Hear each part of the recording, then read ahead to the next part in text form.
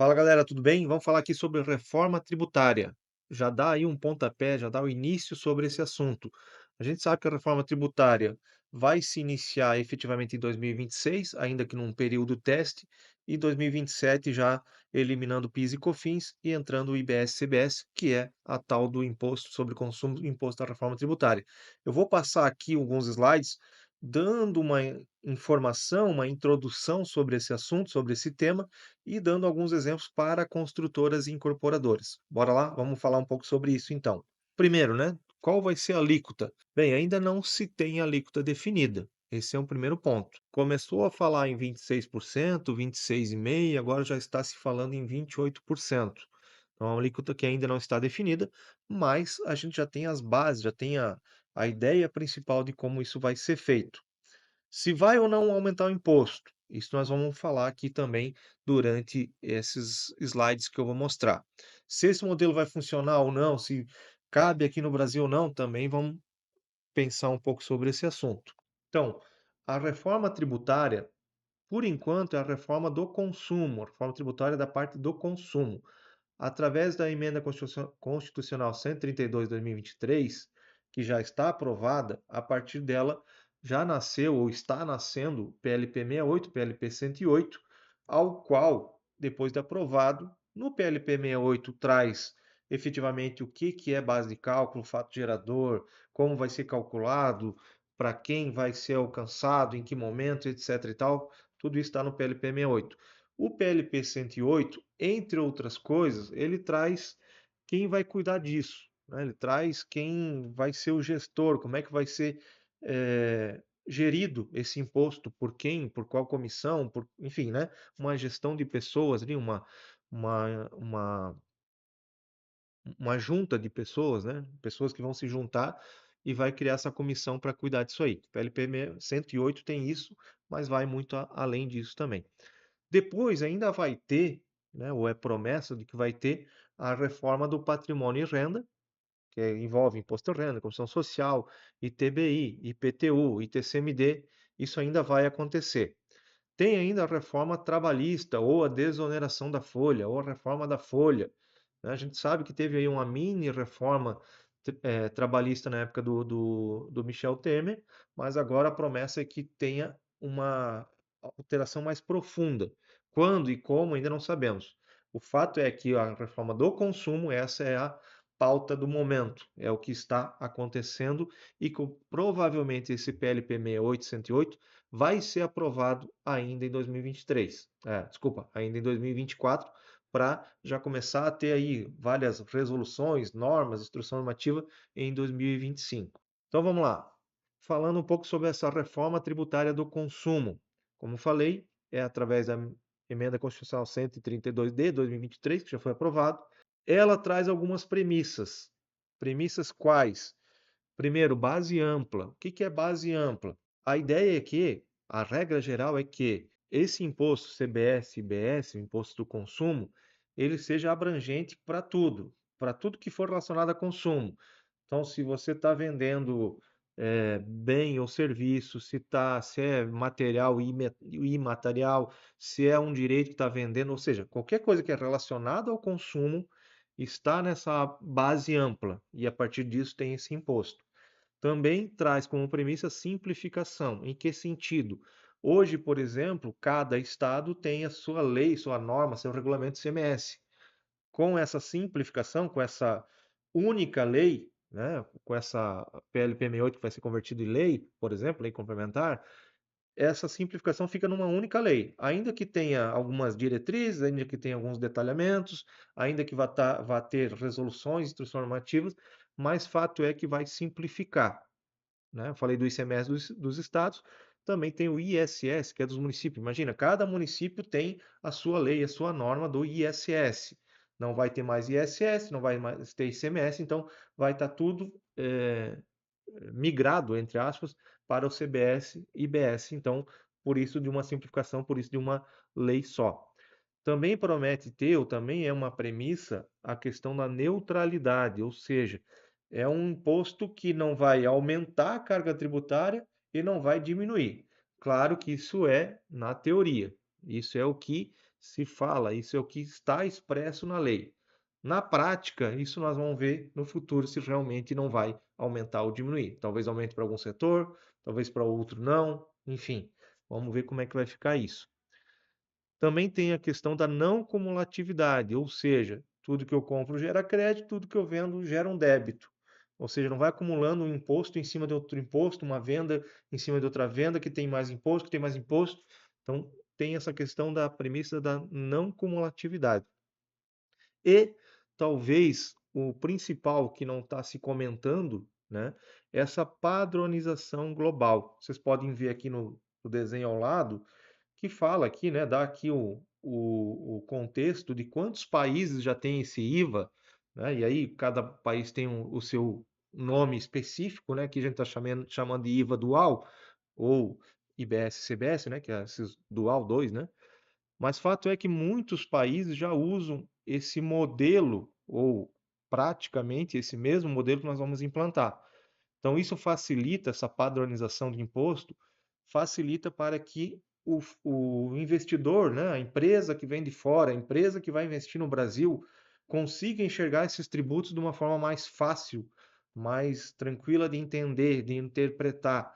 Então, isso facilita esses investimentos, essa padronização global. Claro, temos empresas de fora investindo no Brasil? Tem, mas poderá ter ainda mais e com mais recursos quando essa legislação ficar mais próxima da legislação dos demais países, certo? Então, a partir da emenda constitucional, como já falei, vai nascer o PLP 68 e o PLP 108. A partir disso, nós vamos ter um novo sistema de cobrança, né? Ou nasce aí uma nova forma de cobrar os impostos. Como é que é esse novo sistema? O que que tem nesse novo sistema? Uma coisa já está prevista em lei, é o split payment, ou pagamento dividido, né, que vai ser dividido de forma automática. Para vocês terem uma ideia, só para exemplificar, hoje a gente compra, sei lá, compra uma mercadoria e paga lá R$ 120. Então eu, consumidor, pago R$ 120 para a loja recebe esses 120, depois a loja vai apurar os impostos. Vamos supor que é R$ 20, só por exemplo. Então a loja vai apurar o imposto e vai recolher uma guia de R$ 20, certo? O split payment, o que que vai acontecer? O que que é esse pagamento dividido? Eu, consumidor, vou pagar 120. Só que no instante que eu pagar, automaticamente uma parte do valor vai para a conta, vai para, né, para a conta bancária da empresa que está me vendendo a mercadoria, e a outra parte, os R$ 20, vai direto para uma conta do governo, para uma conta em nuvem, enfim, e vai ficar lá esse valor guardadinho para fazer a apuração do imposto do débito e crédito, certo? Esse é o primeiro ponto importante. Ah, vai funcionar maravilha, ótimo, de uma hora para outra? Não sabemos. Está na lei, está previsto, mas com certeza, se eles colocarem, é porque imagino que vai ter jeito de fazer. Outra questão, o crédito financeiro, né? O item 2 aqui. Hoje a gente tem um crédito escritural dos impostos, ou seja, apura-se o imposto a partir de informações que manda para o contador, que faz lá os livros fiscais, contábeis, apura débito, compra com débito, compra sem débito, com crédito, enfim, aquela loucura total. E apura-se uma guia a partir desse, né, débito e crédito, de ICMS principalmente, por exemplo, tem-se esse crédito escritural. O crédito financeiro, como é que vai ser? Pagou, tá lá, né? Como eu dei o exemplo, eu paguei a mercadoria mais o imposto. Então tá lá o crédito financeiro, o débito financeiro. Quando eu comprar algo, eu vou comprar algo, esse algo, essa mercadoria, vou pagar a mercadoria e vou me creditar ou pagar esse imposto que vai gerar crédito no meu débito. Então, tem essa informação financeira. E aí é um ponto importante. Quem por exemplo, compra muito à vista e paga e vende muito a prazo, vai ter uma situação de fluxo de caixa, né, relacionada a esse imposto. Quem compra muito a prazo e vende muito à vista, né, ou mais a prazo e vende mais à vista, vai ter uma outra situação de fluxo de caixa. Então tem que ficar de olho nisso aí, tem que começar a planejar esse ponto. Outro ponto que esse sistema de cobrança pode gerar é a redução da sonegação, diminuir os problemas com nota fiscal, né, com contratos, com notas fiscais, enfim, diminuir a inadimplência e a sonegação é o que eles pretendem com esse novo sistema. Por quê? Porque quem compra vai querer documento fiscal, nota, contrato, né?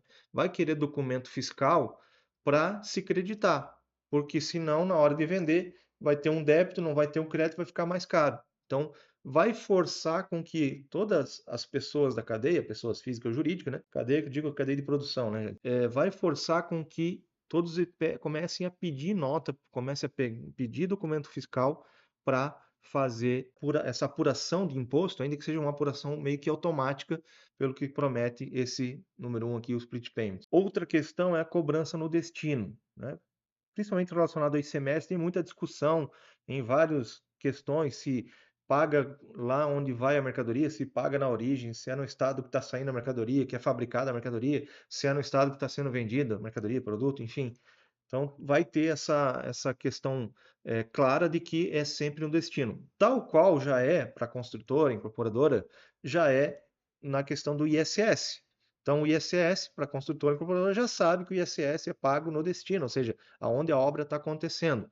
Ah, a minha incorporadora, o endereço dela, a minha consultora, incorporadora, o endereço dela sei lá, São Paulo, mas eu estou fazendo uma obra aqui em Itapema, Santa Catarina.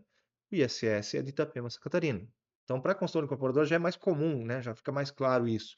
Mas para ICMS, mercadoria, produto, tem essa confusão que vai se eliminar com o IBS e CBS. Outro ponto, de novo, né, batendo na tecla, tal da base ampla. Um exemplo de base ampla, né, uma discussão que pode acabar, por exemplo, imagine indústria, indústria, sei lá, vou falar da cidade aqui de São João Batista, que é próxima, onde eu, né, tenho parente ali, minha esposa tem parente, então eu vou comentar de São João Batista, que tem muita indústria de calçado, né? Mas pode ser qualquer outra indústria, mas vamos pensar na indústria. A indústria tem o setor administrativo e tem o famoso chão de fábrica, né, a parte de fabril. E aí você compra água para o pessoal tomar, né? Água, né? Bombona d'água. A água que está no administrativo, ela gera crédito de PIS e COFINS, sim ou não? A água que está lá no chão de fábrica, na área fabril, gera crédito, sim ou não? Aí fica essa discussão, né? Tu vai ficar separando a água, o papel higiênico. Ah, comprei fardos de papel higiênico, tem que separar o que vai para o administrativo e o que vai para a área fabril para ver se gera ou não crédito. Então, é uma confusão que tem hoje que promete eliminar com essa tal de base ampla. Comprou, tem IBS, tem CBS? Tem. É consumo? Então tem imposto, tem crédito, tem débito, ponto, acabou. Tá? Isso aí é a questão. Outro ponto aqui para trazer, mais aqui embaixo, né? Tal do Pix. Será que, aí uma reflexão, né? Será que o Pix, ele nasceu do nada, sem objetivo nenhum, sem segundas intenções, ainda mais de graça, né? A verdade é que todos nós, pessoas físicas, jurídicas, acostumamos, todos não, vamos lá, 98% da população, talvez, acostumamos a usar o tal do Pix, seja para pequenos pagamentos, né, e grandes pagamentos. Valores pequenos, valores grandes.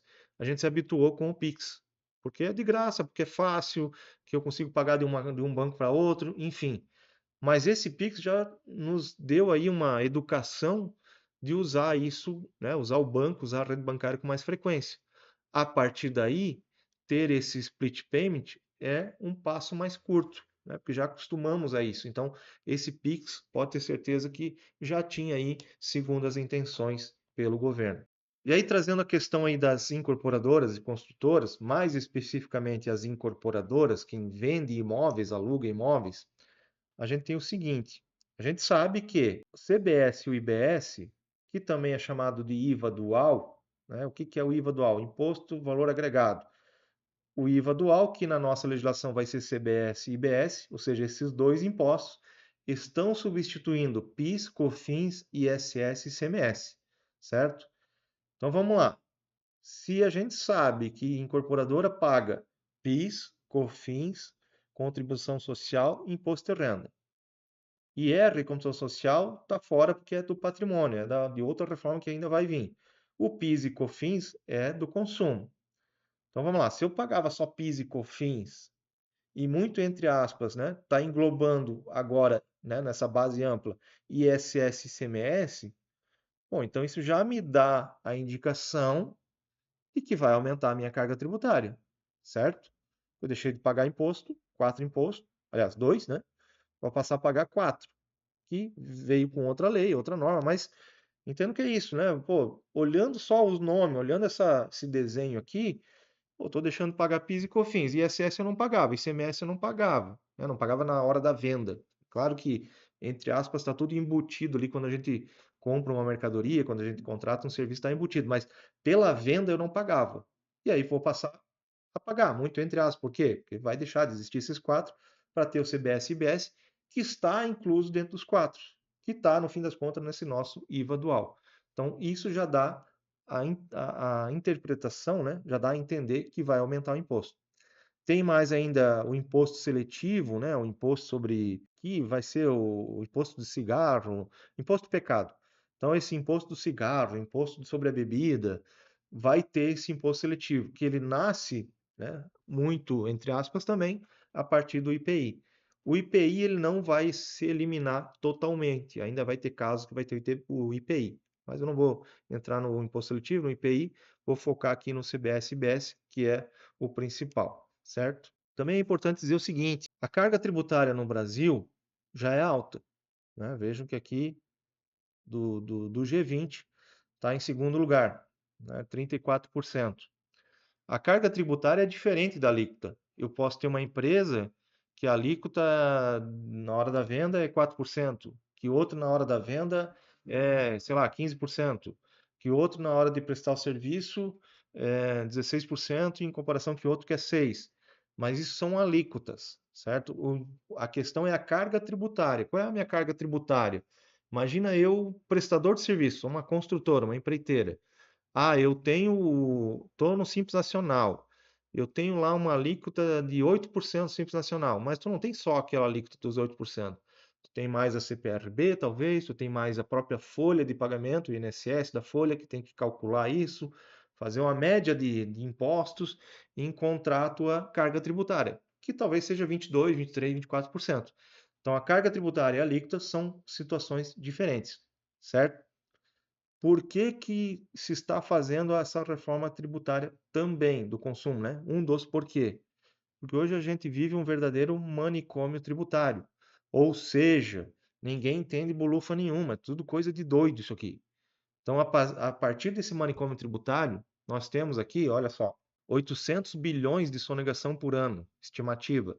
Claro que assim, né, cara, isso aí são índices que o próprio governo divulga e a gente tem, né, tanto o governo quanto o Congresso, né, as comissões do Congresso que trouxeram esses números para avalizar, ou seja, para incentivar a reforma tributária.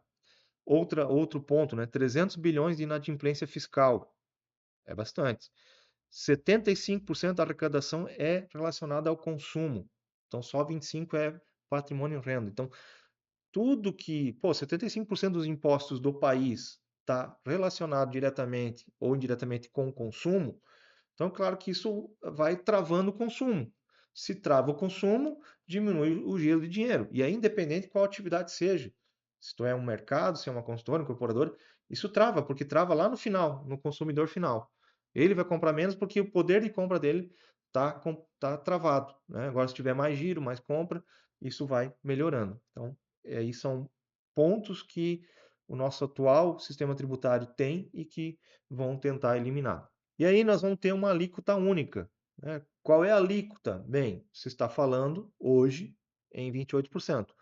Não tem lugar nenhum ainda definindo qual vai ser a alíquota de fato, tá? Tem uma estimativa de que seja esses 28% que eu vou tratar aqui como base, como exemplo.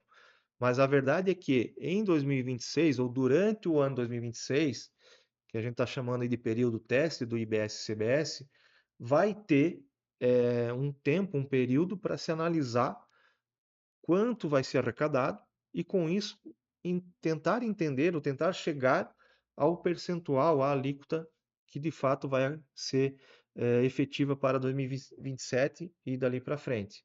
Mas, a princípio, vamos entender que seja os 28%, só para seguir aqui nos nossos exemplos. Então, tem uma alíquota única? Tem, digamos que seja o 28%, mas dessa alíquota única, ainda vai ter algumas particularidades, né. E aí por quê? Porque é muito lobby, por isso porque cada setor vai lá e buzina no pé dos deputados, senadores, "Pô, veja bem, eu preciso que seja mais baixo para esse setor, para aquele", enfim, embora tenha uma alíquota única, vai ter desdobramentos dessa alíquota única, tá. Então, por exemplo, dentro da atividade de incorporação, né, de venda de imóveis, venda, aluguel de imóveis, vai ter, por exemplo, o tal do redutor de ajuste, que é um redutor que vai ter na compra, né, na aquisição de terreno quando for uma pessoa física adquirindo. Vai ter redutor social, ou seja, na venda de um imóvel residencial novo, vai ter 100.000 de desconto da base de cálculo. No aluguel, redução de R$ 400. Na venda de terreno, que seja para construir casa, um imóvel residencial, redução de 30.000. Então já tem algumas reduções previstas na lei. Esse 100.000, esse 30, esse 400, ele tem inclusive já previsto uma correção, né, anual desse valor. Vamos ter também alíquotas diferenciadas, né? Como falei, dos 28 vai ter alguma outra alíquota, alguma outra redução para esse ou para aquele setor. Vai ter crédito na compra, já que não é mais cumulativo, vai ser totalmente não cumulativo. Então, tudo que eu compro me gera um crédito, tudo que eu vendo gera um débito. A partir disso, vai me dar, né, o valor que efetivamente eu vou pagar daquela determinada operação. Vai ter um exemplo mais abaixo sobre isso. Então, a alíquota de imóveis ou para os imóveis, venda de imóveis, do valor da alíquota, e eu estou, né, novamente trazendo 28% como exemplo, do valor da alíquota, 60% vai ser para a venda de imóveis, ou seja, já tem uma redução que pode até aumentar para 80%. Estão se discutindo ou tentando isso, tá? 60%, então, quer dizer que vai recolher 16,8% e não 28%. Aluguel de imóveis, 40%. Então, não vai recolher 28%, vai recolher 11,2%, certo? Então, além dos 16,8% ou além dos 11,2%, ainda tem aquela questão de redução, né? Redutor de ajuste, redutor social, crédito para abater. Então, a alíquota efetiva vai ainda ser uma outra. Bom, e aí, por que que já estamos falando nisso? Por que desse vídeo nesse momento, se ainda não tem o PLP aprovado? Bem, porque o PLP talvez ainda vai aprovar, né? Muito provavelmente vai aprovar ainda em 2024. Porém, nós vamos ter em 2025 várias resoluções, instrução normativa, enfim, vai desmembrar, vai esmiuçar mais aquela determinada lei que vai ser convertida, né? Aquele PLP que vai ser convertido em lei. Só que você tem que começar a se preparar, tem que começar a pensar, a planejar o teu futuro, o futuro da tua empresa, principalmente quem recebe e quem paga longo prazo. Quem tem contrato com o fornecedor de longo prazo, quem tem contrato com o cliente de longo prazo. E eu tenho certeza que construtora e incorporadora, principalmente aqui na nossa região, falando aqui de Itapema e região, mas com certeza pelo Brasil todo afora, tem muito desses contratos de longo prazo, seja através de bancos, né, e seja com financiamento próprio, a própria construtora e incorporadora financiando o cliente, né, vendendo parcelado para o cliente, por exemplo. Então, preparação para as mudanças. Então, nós temos que pensar nos contratos, revisão dos contratos, fazer um planejamento dos recebíveis, analisar o perfil dos fornecedores e a precificação, como é que vai ficar, analisar isso tudo, né? Rever a precificação. Indo mais em detalhes, né? Qual o motivo de olhar isso agora? Organização antecipada. É natural, gente, aqui comer um pouco a frase, mas eu vou ler para vocês. É natural que as maiores empresas que estão no topo da pirâmide se organizem antes e comecem a exigir para quem está abaixo se organize. Ou seja, o grandão vai se organizar e vai falar para o de baixo, ó, se organiza aí, porque senão eu não vou comprar de você. Né? Se organiza, se ajeita aí. Ajustes contratuais, como já comentei, como é que tu vai fazer com um contrato de venda de uma unidade, de um apartamento que você está vendendo hoje, mas que o cliente vai te entregar, vai terminar de pagar em 2028, 2029, 2030, ou que você até vai receber antes, mas você vai entregar também o imóvel, né, o prédio, a construção, só em 2028, 2030. Como é que vai fazer isso em relação aos clientes, em relação aos fornecedores? Como é que vai ficar o contrato de prestação de serviço desse fornecedor que vai prestar serviço de longo prazo contigo, empreiteira, construtora, o pintor, o gesseiro, enfim, todos, né? Tem que analisar isso aí, tem que pensar isso aí. Será que dá para prever alguma coisa, alguma cláusula já para que faça um ajuste de preço lá na data futura, como é que vai ficar isso, né? Estratégias financeiras, se você tem recebíveis que vão ultrapassar 2027, não estou falando nem de 2026, que é um período de teste, mas principalmente de 2027 para frente, será que não compensa você antecipar esse recebível para pagar o imposto que você paga hoje, talvez até um RET da vida, em vez de pagar o IBS-CBS? Será que o IBS-CBS não vai aumentar muito para você e aí não vai compensar, né? Vai ter prejuízo? Então, é um ponto para se analisar. Como é que eu vou antecipar esse recebível? Talvez ir lá no banco e vender. Ó, tem essa carteira de clientes, essa carteira de recebimentos previstos. Vou vender. Quanto é que se me paga por isso? Né? Qual é o juro que ele cobra? Não estou dizendo que tem que fazer isso, mas é algo para se pensar. Vai comprar de empresas do Simples, que vão dar crédito ou não. Então, nós vamos ter empresas do Simples que vai ter um regime misto, onde a parte do imposto de renda e construção social daquela empresa do Simples vai continuar no Simples, mas a parte do PIS e COFINS vai sair fora para a IBS e CBS para poder gerar crédito para você. Agora, se ela continua no Simples, não vai gerar crédito para você. Isso, qual vai ser o fator que decide você contratar a empresa que é 100% simples ou aquela que vai ser do regime misto? Eu, por exemplo, enquanto contador, empresa contábil, se a minha empresa é do simples, eu vou alterar ela para um simples regime misto, que ainda não tem um nome específico, mas enfim, regime regular, regime misto, sei lá, cada um está dando nome. Mas eu vou alterar a minha empresa para esse regime misto para poder gerar crédito, porque a minha nota de prestação de serviço vai gerar crédito para a tua empresa. Então eu também provavelmente vou ter que me adequar a isso. E aí, a minha nota ainda é pequena, mas e do cara, do prestador de serviço, da consultora, né? Isso olhando o prestador em relação à incorporadora. Qual o motivo de olhar para isso tudo? Mais uma coisa, planejamento operacional no dia a dia. Vai continuar trabalhando com mão de obra própria ou vai contratar uma construtora empreiteira? Para aqueles que trabalham 100% com mão de obra própria, será que vai valer a pena continuar assim? Porque a mão de obra própria não vai gerar créditos IBS-CBS. Então, será que vai valer a pena? Essa construtora que você contrata hoje, ela fornece material e mão de obra. Ela vai continuar oferecendo material e mão de obra? Vai valer a pena? Ou não? É uma construtora que só fornece mão de obra. Essa mão de obra é interessante para você mudar, orientar? Isso vai ser ponto que vão ser analisados. Questão do estoque, né? O estoque é material mais o serviço, porque serviço também é estoque para incorporadora. Está contratando isso, está estocando isso na obra. Esse estoque está todo contabilizado? Tem nota de tudo? Se não tem, qual que vai ser o impacto disso? Ou ainda melhor, quanto de crédito não vai ter para você aproveitar lá quando mudar de 2025 para 2026?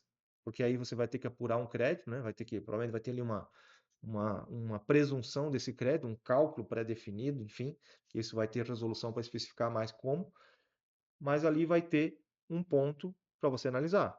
Ah, hoje eu estou pegando muita coisa que o fulano não me dá nota, esquece de mandar nota, mas eu contabilizo pelo boleto, então não faz mal para mim.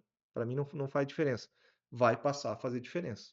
Porque embora você está contabilizando, mas não tem um documento fiscal, e aí gera o que hoje talvez não gere tanto problema para você, vai passar a gerar um problema. E a precificação como é que fica? Hoje a incorporadora vende e do valor da venda paga o PIS e COFINS, né? E com IBS, CBS, como é que vai ficar? Porque ele vai ser por fora. Como é que fica esse preço? Nós vamos olhar aí no exemplo abaixo sobre essa questão. E aí um alerta, tá? Para você incorporadora, para você incorporador, consultor incorporador, não espere que o seu contador, que o seu advogado faça tudo por você, que faça sozinho. Porque você é o cara que mais, você, o empresário, ou você, empresária, é a pessoa que mais entende do teu negócio, que mais entende os custos e despesas do teu negócio. Então você tem que estar junto. Ah, não, mas eu não sou o cara que faz os cálculos, mas alguém dentro da sua empresa faz. E se não tem alguém dentro da sua empresa, aí sim, contrata uma consultoria, um planejamento para isso. Mas vai ter essa necessidade de reprecificar, de encontrar os teus custos, tirar o imposto que está embutido no preço atual para chegar num novo preço que te dê a mesma margem de lucro ou até mais, mas sem onerar demais o cliente, o consumidor final. Hoje é assim, tem a receita bruta, então, por exemplo, vendi um apartamento por 1 milhão, tem o PIS e COFINS, 3,65%, né? 0,65 e 3, 36.500 e tem uma receita líquida de 963.500. E, por exemplo, um custo de mercadoria de 400. Aqui eu botei só, a título de exemplo, 40% do valor da venda. Mero exemplo. Então, hoje você recebe o valor cheio do cliente e depois paga os impostos. E depois? Depois vai ficar assim, né? Começava em receita bruta, então agora não tem mais receita bruta menos impostos. Já começa então da receita líquida. Aqui, para exemplo, eu deixei o mesmo 963.500, certo? Também, para exemplo, eu coloquei como custo de mercadoria também 40% do valor da venda, 40% dos 963.500. Mas vamos lá. Dessa receita líquida, então, né, desse valor que eu estou colocando à venda aquele apartamento, o cliente vai pagar o 963.500 mais o IBS CBS, que para a venda de imóvel, vamos partir da alíquota cheia que é 28 e que para esse setor tem lá 60%, então vai ser 16,8% nesse exemplo. Ah, e se mudar a alíquota cheia? Já está previsto que 60% é a alíquota da venda de imóvel. Mais os fatores de redução que eu não coloquei aqui, mas vamos só com esse exemplo. Então, o cliente, antes, ele te pagou 1 milhão. Depois, ele vai passar a pagar 1.125.368 se você só fizer isso que eu acabei de fazer, que é tirar o PIS e COFINS e incluir o IBS e CBS. Será que o cliente vai querer pagar, deixar de pagar 1 milhão para pagar 1.125.000? Será que está certo isso? Então, esse é um ponto importante, que é a tal da precificação. Olhar os teus custos e refazer essa precificação. Você também, né, a sua empresa, quando compra o custo da mercadoria, né, que é a compra dos insumos, da matéria, do serviço, enfim. Estou colocando aqui custo de mercadoria no modo geral. Então, você compra, antes você comprava por 400. Agora você passou a comprar por 385.400. Por 385 os quebrado.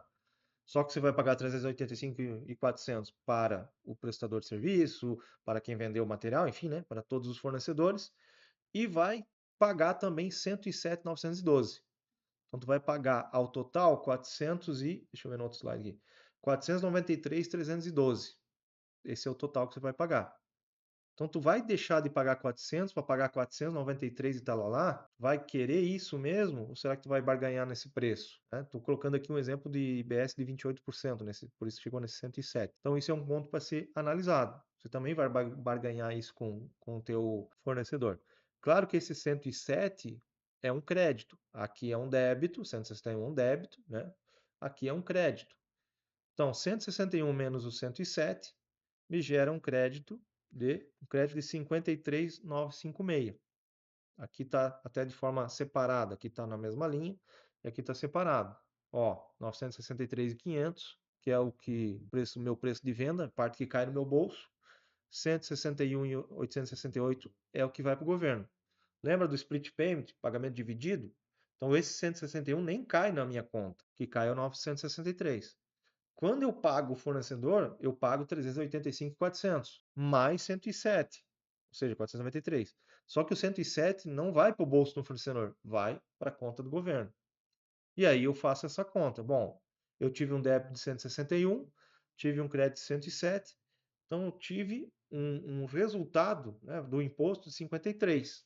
Então, efetivamente, nessa operação específica, eu tive 5,6% de imposto. Se eu olhar o 53 dividido por 963.500. Enquanto que lá no começo eu tenho 3,65, né? 36.500 dividido por 1 milhão. Aqui eu tenho 53 dividido por 900, 5,6%. Por óbvio, 5,6% é maior do que 3,65. Então, nesse caso, a gente já identificou que teve um aumento de carga tributária. Vai ser sempre assim? Não. Vai ter casos em que vai gerar mais créditos. Vai ter casos, inclusive de setores diferentes, que vai talvez ter uma alíquota aqui de 28% na sua operação, na sua venda, e na sua compra vai ter uma alíquota menor. Então vai ter que olhar caso a caso. Também tem que olhar que esse meu custo de mercadoria aqui é só um exemplo. Talvez o teu custo seja maior, talvez o teu custo seja menor. Tudo isso tem a ver com o quê? Precificação, planejamento. estudo, análise, algo que é o principal que o empresário, junto com a sua equipe, junto com o contador, junto com o advogado, mas junto com a equipe que cuida do financeiro, a pessoa que cuida do financeiro, ou o próprio empresário, que entende da sua empresa, vai ter que analisar, certo? Aqui é o panorama geral, né? Uma tela de todas as informações. Então, 1 milhão menos os impostos, e aqui 963, aquilo que eu já passei para vocês, beleza? Gente, deixa eu ver se tem mais. Aqui tem um exemplo de um colega meu, do Ronaldo, mas isso é para mercadoria em geral. Vou até pular essa parte. Beleza, gente? Então, isso foi aqui uma breve explanação sobre o que vem por aí da reforma tributária do consumo. Espero que isso seja útil para você, espero que você entenda, ou pelo menos levante aí umas lâmpadazinhas, né, uns pensamentos para começar a planejar sobre esse assunto o quanto antes. Beleza, galera? Valeu, um abraço, até a próxima.